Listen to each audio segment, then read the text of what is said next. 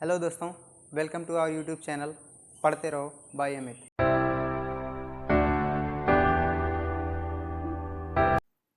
संविधान के किस अनुच्छेद में अल्पसंख्यकों के हितों के संरक्षण की व्यवस्था? यह है अनुच्छेद 29 में। ठीक है, बढ़ते हैं आगे। किस अनुच्छेद के अंतर्गत सर्वोच्च न्यायालय नागरिकों के मौलिक अधिकारों की रक्षा करते हैं? यह आर्टिकल 32 के तहत। ठीक है। संविधान के किस अनुच्छेद में राज्य के नीति निर्देशक तत्वों का उल्लेख है? यह है आर्टिकल 36 से 51 तक। ठीक। किस अनुच्छेद में मंत्रीगण समूह रूप से लोकसभा के प्रति उत्तरदायी होते हैं? यह है आर्टिकल 75 में।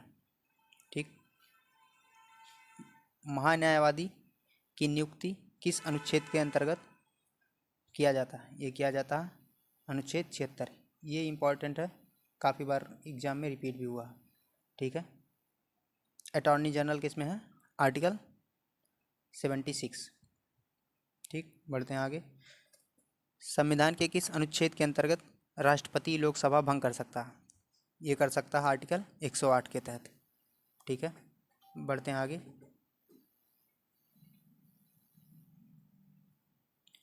संविधान के किस अनुच्छेद के अंतर्गत संविधान के किस अनुच्छेद में धन विधेयक की परिभाषा दी गई? ये दिया गया है आर्टिकल 110 में। संविधान के किस अनुच्छेद के अंतर्गत राष्ट्रपति अध्यादेश जारी करता है? आर्टिकल 123। ठीक। किस अनुच्छेद के तहत राष्ट्रपति वित्त आयोग का गठन करता है? ये करता है आर्टिकल 280। संपत्ति का अधिकार किस अनुच्छेद में है? यह है 300 के काम में।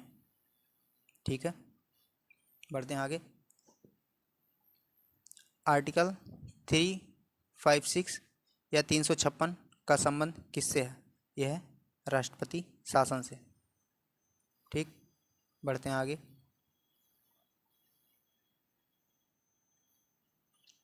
संविधान के किस अनुच्छेद के अंतर्गत राज्य सरकार को ग्राम पंचायत के गठन का निर्देश दिया गया है?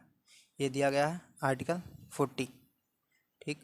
भारतीय संविधान के किस भाग को संविधान की आत्मा की संख्या दी गई है? ये किसे गया है? प्रस्तावना को, यानी कि प्रियम्बल को। ठीक है। भारत के संविधान की प्रस्तावना या उद्देशिका किन शब्दों से शुरू होती है? ये शुरू होती है हम भारत के लोग। ठीक है, बढ़ते हैं आगे। संविधान निर्माताओं ने सबसे अधिक ध्यान किस पर दिया था? ये दिया था प्रस्तावना पर। ठीक।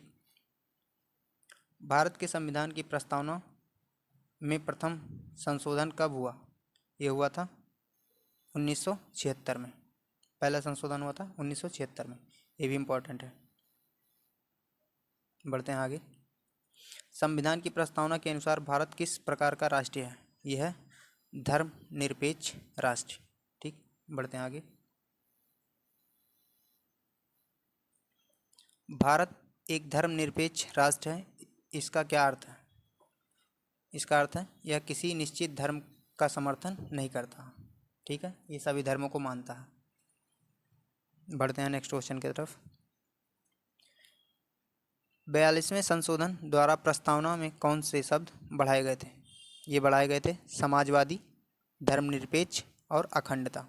या फिर ऐसे भी पूछ सकता है 42वें संशोधन द्वारा संविधान में कौन से 3 शब्द जोड़े गए थे? तो इसमें जोड़ा गया था समाजवादी, धर्मनिरपेक्ष और अखंडता। बढ़ते हैं आगे। भारत एक गणतंत्र है, इसका क्या अर्थ है? इसका अर्थ है भारत में वंशानुगत शासक नहीं है। ठीक, बढ़ते हैं नेक्स्ट क्वेश्चन की तरफ। भारतीय संविधान की प्रस्तावना के अनुसार भारत के शासन की शक्ति किसके पास है? यह है जनता के पास। ठीक है, इंग्लिश में जिसे हम डेमोक्रेसी भी कहते हैं। ठीक है, बढ़ते हैं नेक्स्ट क्वेश्चन की तरफ।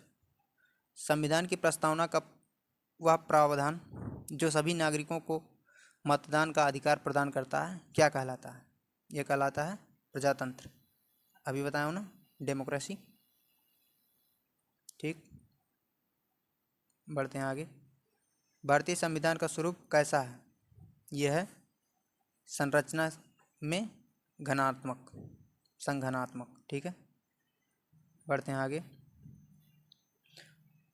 भारत का संविधान कैसा है? ये कैसा है? भारत का संविधान लिखित एवं विश्व का सबसे व्यापक संविधान है। इसको ऐसे भी पूछ सकता है, सबसे बड़ा संविधान किस देश का है? तो भारत का सबसे बड़ा संविधान है और वो भी लिखित संविधान है। ठीक है, बढ़ते हैं आगे। भारत में किस प्रकार की शासन व्यवस्था अपनाई गई है? अपनाई गई है ब्रिटिश संसाधनात्मक प्रणाली। ठीक, बढ़ते हैं आगे। भारतीय संविधान का अभिभावक कौन है? यह है सर्वोच्च न्यायालय या फिर सुप्रीम कोर्ट। ठीक है, भारत के संविधान में संघीय शब्द की जगह किन शब्दों का स्थान दिया गया है? ये दिया गया है राज्यों का संघ। ठीक, बढ़ते हैं आगे। भारतीय संविधान में कितनी अनुसूचियां हैं? यह है 12। ठीक, भारतीय संविधान अपना अधिकार किससे प्राप्त करता है? किससे प्राप्त करता है? भारतीय जनता से। ठीक है, लिखित संविधान की अवधारणा ने कहाँ जन्म लिया था?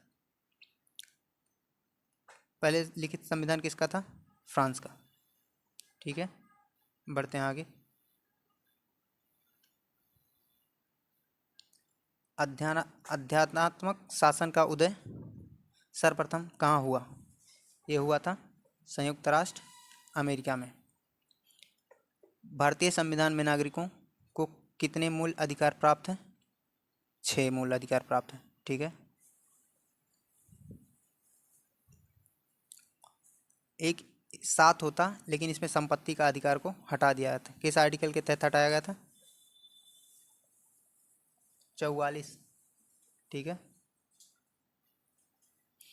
भारतीय की संविधान की द्विवित्तीय अनुसूची का संबंध किससे है? यह है महत्वपूर्ण पद अधिकारियों के वेतन भत्तों से। ठीक है, कौन सी अनुसूची में 22 भाषाओं का मान्यता दी गई है?